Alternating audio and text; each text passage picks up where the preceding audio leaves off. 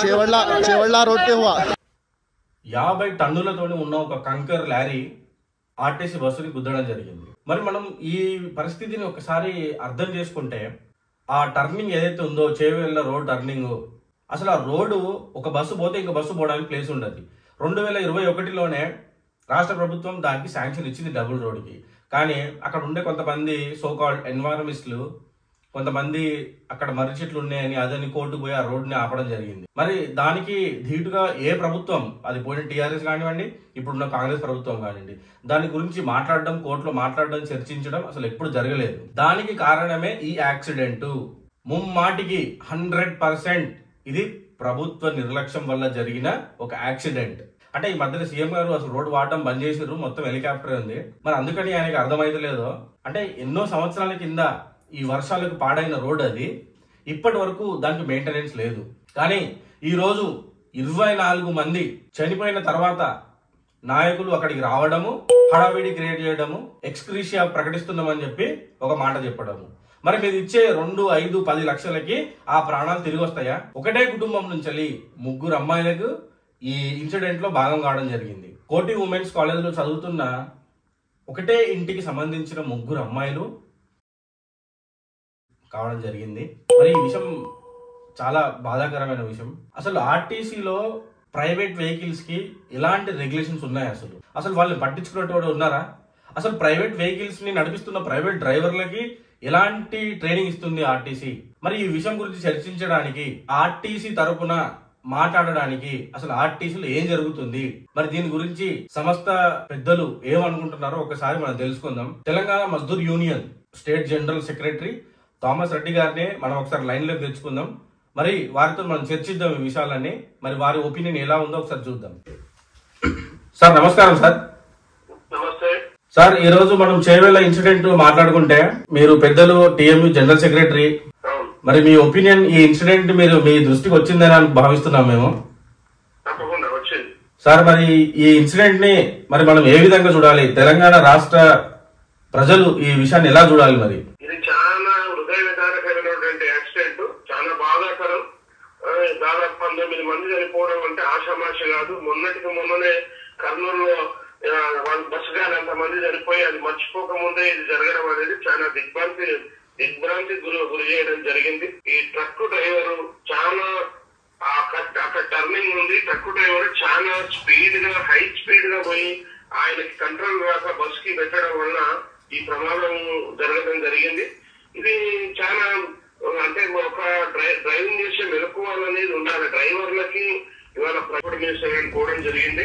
ఏది ఏమైనా ఏంటంటే రోడ్ల, అంటే మనం ఇప్పటి వరకు చూసినట్టుంటే రోడ్ సేఫ్టీ అనేది ఎవరు చూడట్లేదు. రోడ్ సేఫ్టీ అథారిటీస్ కూడా రోడ్లు ఎక్కడ ఉన్నాయి, ఎక్కడ యాక్సిడెంట్లు అవుతున్నాయి, ఈ ప్రజా రవాణాకు సంబంధించి ఎక్కడైనా ఇబ్బందులు ఉన్నాయా అనేది చూడాలి. గతంలో మనం చూసినట్టుంటే చాలా మంది ప్రజలు ఈరోజు చెప్తా ఉన్నారు, ధర్నా కూడా చేసేది అక్కడ కంజెస్టెడ్ గా రోడ్ ఉంది. మరి అక్కడ కంజెస్టెడ్ ఉండి టర్నింగ్ కాదు ఉన్నప్పుడు మరి అక్కడ ఉన్నటువంటి లోకల్ ఎమ్మెల్యేలు గాని లేదా లోకల్ వాళ్ళు గాని చూసుకొని రోడ్లను కూడా పర్యవేక్షించాల్సినటువంటి అవసరం ఉంది. అది లేక రవాణా, ప్రజా రవాణాకి అత్యంత ప్రాధాన్యత ఉండాలి, నిష్ణాతులైనటువంటి డ్రైవర్లు ఉండాలి. ఒకవేళ టిప్పర్ డ్రైవర్ ఈ రోజు తప్పు అయినప్పటికీ ఇంకొక డ్రైవర్ కూడా కొంత చూసి మరి దానికి జాగ్రత్తలు చూసుకునేటువంటి పరిస్థితి కూడా ఉండాల్సినటువంటి అవసరాలు కూడా ఉండాలి. అంటే ఒకరు తప్పు వస్తే ఇంకొకరు సరిదిద్దుకునే పరిస్థితి కూడా ఉన్నప్పుడే ఉంటది. మరి ఆర్టీసీలో కూడా ప్రైవేట్ లాగా ఇట్లాంటివన్నీ జరుగుతున్నప్పుడు ఆర్టీసీ మీద కూడా ప్రజలకు ఒక నమ్మకం పోతే ఆర్టీసీ సంస్థ నిర్వీర్యం అయిపోతుంది, సంస్థ ప్రయోజనాలు దెబ్బతింటాయి. కాబట్టి ఆర్టీసీ అధికారులు గాని, ట్రాన్స్పోర్ట్ డిపార్ట్మెంట్ గాని, అట్లాగే ప్రభుత్వ పెద్దలు గాని దీని మీద మరి తీసుకోవాల్సిన అవసరం ఉంది. తీరా చూస్తే ఆ బస్సు కూడా మరి హైర్ బస్ అది. సో అటువంటి వాళ్ళు కూడా డ్రైవర్లు, వాళ్ళని చక్కటి డ్రైవర్లను పెట్టుకునే పరిస్థితి ఉండాలి. కానీ వాళ్ళు అక్కడికి పోయిన వాళ్ళు మాత్రం చెప్తా ఉన్నారు డ్రైవర్ మంచి డ్రైవరే అని చెప్తా ఉన్నారు. మంచిగానే ఉండాలి. కానీ ఆర్టీసీ మీద నమ్మకం ఉన్నప్పుడు మేము ఆర్టీసీ కూడా చెప్తా ఉన్నాం, మా ఆర్టీసీ యాజమాన్యంలో కూడా చెప్తా ఉన్నాం. ఇవాళ డ్రైవర్లు అనేది బయట నుంచి ఏదో తాత్కాలిక డ్రైవర్లు తాత్కాలికంగా రావడం అనేది సరైంది కాదు. ఆర్టీసీకి ప్రత్యేకంగా ఆర్టీసీ అంటే రిక్రూట్మెంట్ అనేది ఒక పద్ధతి ప్రకారంగా పర్మనెంట్ పద్ధతిలో చేసుకున్నప్పుడు డ్రైవర్లకు ట్రైనింగ్ ఉంటది, బాధ్యతలు ఉంటాయి, అధికారుల మెలకువలు ఉంటాయి. అధికారులు కూడా ఎప్పటికప్పుడు చూస్తూ ఉంటారు డ్రైవర్ తాగొచ్చేదా, హెల్తీగా ఉన్నాడా లేదా అనేది చూస్తూ ఉంటారు. మార్నింగ్ 4:40 టైంలో అంత స్పీడ్ గా పోవాల్సిన అవసరం టిప్పర్ కు లేకుండే. మరి టిప్పర్ కి ఎంత స్పీడ్ ఉండాలి, ఇట్లాంటివన్నీ చూడాలి. నేను మీ ద్వారా కోరుకునేది ఏంటంటే ఇవాళ ప్రజల ప్రాణాలతోటి చెలగాటం ఆడవద్దు. ఏ సంస్థలైనా, ఏ ప్రైవేట్ అయినా, ఏ ఆర్టీసీలైనా. మరి ప్రైవేట్ డ్రైవర్లకి మరి ఆర్టీసీ ట్రైనింగ్ ఇస్తుందా? ఆర్టీసీ అంటే ఇప్పుడు ప్రైవేట్ డ్రైవర్లు అనుకున్నప్పుడు హైర్ బస్సులు ఉన్నారు, తర్వాత ఇప్పుడు ఎలక్ట్రిక్ బస్సులు వచ్చినాయి. అటువంటి వాళ్ళకి ఆర్టీసీ ట్రైనింగ్ ఇవ్వాలి.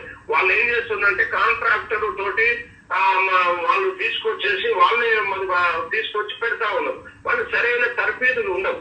కానీ వీళ్ళందరినీ చెక్ చేస్తుంది ఆర్టీసీ. ఏంటంటే వచ్చినప్పుడు వీళ్ళు కరెక్టా కాదా అని ప్రాథమికంగా చెక్ చేస్తుంది, డ్రైవింగ్ వస్తుందా లేదా అని. కొన్నిసార్లు ఏమైందంటే వాళ్ళు ఎప్పుడు వచ్చేవాళ్ళు కాకుండా మామూలుగా చేసే వాళ్ళు వస్తా ఉన్నారు. కాబట్టి దీనికి ప్రత్యేకమైన ట్రైనింగ్. ఆర్టీసీలోనేమో 6 నెలలు ట్రైనింగ్ ఇచ్చి ఎలక్షన్ తర్వాత వాళ్ళకి టెస్ట్ పెట్టి టెస్ట్ ఫెయిల్ అయితే మళ్ళీ ట్రైనింగ్ ఇచ్చే విధానం ఉంటది.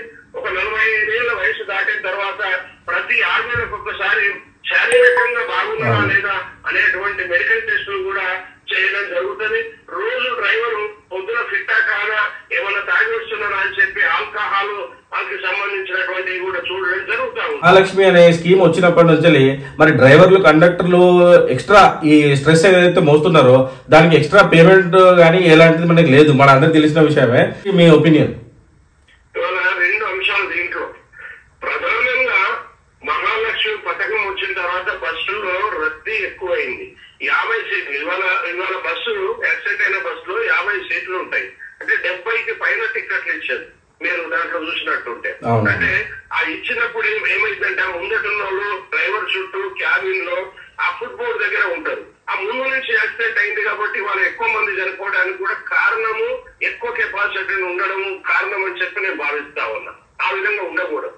రెండోది ఇవాళ కేవలం 70 ఉంది. ఇంకా మిగతా బస్సుల్లో పీక్ టైమ్ లో మనం చూస్తే 100, 120, 130 మంది కూడా ఒక్కొక్క బస్సులో ఎక్కుతా ఉన్నారు. అటువంటిప్పుడు ఒక స్కూటర్ మీద మనం ఫ్యామిలీతో ముగ్గురం పోతేనే ఆ పోలీసు వాళ్ళు పట్టుకొని ఫైన్ చేస్తారు. ఆర్టీఏ రూల్స్ ఉంటాయి. మరి వాళ్ళ అది 50 సీట్ల కంటే ఎక్కువ కూర్చోబెట్టుకునే విధానం ఆర్టీఏ విధానంలో ఉందా? ఆర్టీఏ పర్మిషన్ ఇస్తుందా? మరి వాళ్ళ ఆర్టీఏ డిపార్ట్మెంట్ ఎందుకు చూస్తలేదు, ఇటువంటి ఎందుకు కంట్రోల్ చేస్తలేదు అనేది ఇవాళ చాలా మంది ప్రజల్లో ఆ చర్చ జరుగుతా ఉంది. ఈరోజు యాక్సిడెంట్ జరిగాక 100, 120 మంది బస్సులో ఉంటే డ్రైవర్ కి బండి కంట్రోల్ కాదు. అటువంటిప్పుడు కండక్టర్లకి పద్మవ్యూహంలో అభిమన్యుడు లాగా ముందు వెనక 120 మంది, 100 మంది, 90 మందిలో కండక్టర్ లోపల తిరగాలంటే తిరగలేని పరిస్థితి ఉంటుంది. ఆ విధంగా అది ఆర్టీఏ నిబంధనల్ని కంప్లీట్ గా ఉల్లంఘించినట్టు అవుతుంది సంస్థ. కాబట్టి ఆర్టీఏ డిపార్ట్మెంట్ దీని మీద జవాబు చెప్పాల్సినటువంటి అవసరం ఉంటుంది, చర్యలు చేపట్టాల్సిన అవసరం ఉంటుంది. కేవలం సీటింగ్ కెపాసిటీ బస్సుల్లో పోతే ప్రజలకి బాగుంటది, తర్వాత బస్ కంట్రోల్లో ఉంటది, వాళ్ళకు కూడా రక్షణ ఉంటది. ఆ విధంగా చర్యలు చేపట్టాలని ప్రభుత్వము, యాజమాన్యము, ఆర్టీఏ డిపార్ట్మెంట్ తలుసుకొని ఇది నిరంతర ప్రక్రియగా ముందుకు తీసుకుపోయినాడు మాత్రమే అమలవుతుంది. ఆ విధంగా చేయాలన్నదే ఆర్టీసీ తెలంగాణ మజూరంగా మేము కోరుకుంటా ఉన్నాం. ఓకే, ధన్యవాదాలు సార్. మీ వాయిస్ మేము తప్పకుండా వినిపిస్తాము. Thank you sir. ఓకే, ఇది పరిస్థితి తెలంగాణలో. మనం చూసుకుంటే తెలంగాణ రోడ్డు రవాణా శాఖ ఈ Telangana Mazdoor union general secretary గారితో మనం మాట్లాడడం జరిగింది. మరి వారి ఒపీనియన్ మనం తీసుకోవడం జరిగింది. మరి వారు చెప్పినట్టు కూడా మరి డ్రైవర్, కండక్టర్లకి మహాలక్ష్మి స్కీమ్ వచ్చిన తర్వాత వాళ్ళు మోస్తున్న అధిక భారాన్ని మరి ప్రభుత్వం లెక్క పెడుతుందా అసలు? మరి వాళ్ళకు ఆర్టీసీకి ముందు మహాలక్ష్మికి మేము ఇచ్చిన టికెట్లు, డబ్బులు మేము పంచిపెడుతున్నామని మాట్లాడి ఏదైతే వెన్నుపోటు పొడుస్తుందో ఈ ఆర్టీసీ సంస్థకి, మరి అలాగే ఈ ఆర్టీసీ సంస్థని ఒక బిజినెస్ లాగా, పెట్టుబడికి రాబడి లాగా ప్రభుత్వం చూడడం మానేయాలి. విద్యా వైద్యం ఎలా అయితే మనిషికి అవసరమో ప్రభుత్వం రవాణా శాఖని కూడా అలాగే చూడాలి. రోడ్డు రవాణా శాఖని కూడా ఒక సోషల్ వెల్ఫేర్ లాగానే చూడాలి. ఈ విషయాన్ని మీ అందరి వరకు తీసుకొచ్చామని ఎంతో స్పష్టంగా మన భాషలో అర్థం కావడానికి దీన్ని ఇంత విభజించి ఎక్స్ప్లెయిన్ చేయడం జరిగింది. కాబట్టి ఈ వీడియోని మీ ఊర్లో వాళ్ళని, మీ గ్రూప్స్ లోని, మీ ఎంప్లాయ్మెంట్ గ్రూప్స్ లో, మీ విలేజ్ గ్రూప్స్ లో అందరినీ షేర్ చేస్తామని కోరుకుంటూ సబ్స్క్రైబ్ టు యువశక్తి గర్జన. నేను మీ అరుణ్ రామ్జా.